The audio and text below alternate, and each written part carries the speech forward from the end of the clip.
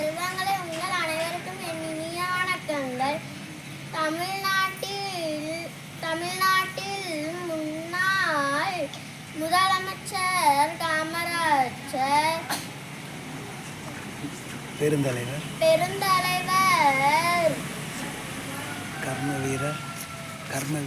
கர்மவீரர், கல்வி கண் திறந்தவர் கருப்பு காந்தி என் பல்வேறு பட்டங்களில் அழைக்கப்படுகிறார்.